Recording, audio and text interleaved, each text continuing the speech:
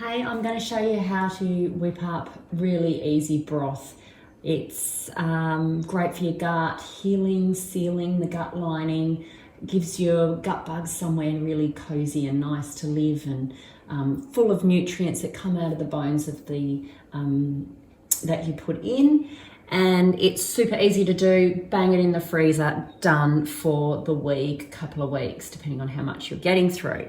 My big tip is when you do a roast, I know that looks pretty gross, but I pull the meat off the bone and in a bag in the freezer, roasted bones, heaps with flavor, and I reuse the same plastic bag over and over. It just goes straight back in the freezer until I have my next roast chook. So that's one time-saving and cost-saving tip. Scissors. Oh, someone decided they didn't know how to put them together. Oh my God. 2 pairs. Boys, hey? Unbelievable. Anyway, that's all good. At least they did the dishwasher for me. So here I have from the farmer's market some duck frames. So duck frames give beautiful flavour. So just a little something different.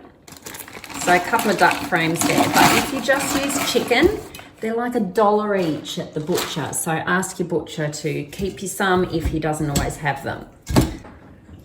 Now, organic onions. If you've got organic onions, all you need to do is cut them in half, bang them in.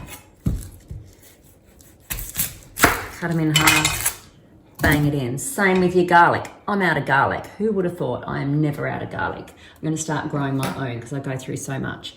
So you can chuck in there some carrots.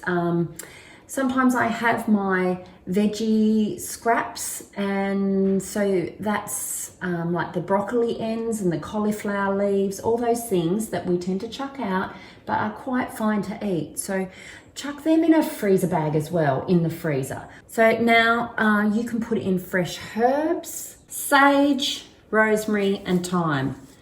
Take out the dead leaves and just bang it in the pot.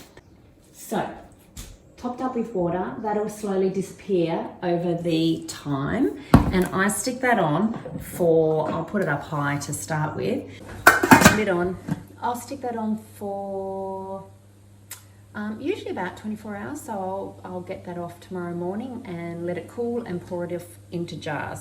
So a minimum of 8 to 10 hours for chicken bones, longer for the beef or lamb bones because they're bigger. So you can mix and match your bones. Beef stock is super duper full of nutrients because of all that bone marrow. If you get the marrow bones, those long bones. A good tip if you don't like the smell that comes as the bones start to break down is get one of those portable induction cooktops and sit it outside. So that's my tip, but the chicken isn't as offensive. So bang the rest outside, and this will come off in 12 hours or so to 24 hours. Try it, it's great to have. Just heat it up as a cup of broth with, I put some salt and spices. You might have noticed I didn't put any salt in that one because some of the roasted bones, that they have salt on them already. It depends what I'm doing with it. So if I'm making gravy with it and it's with my pork crackling that's had lots of salt in the pan juices, then it's already been salted. So I add the salt later when I'm cooking with it. So otherwise, in a cup, it's actually really beautiful to sip on. So have a go. It's great for your belly, good to get some in every day.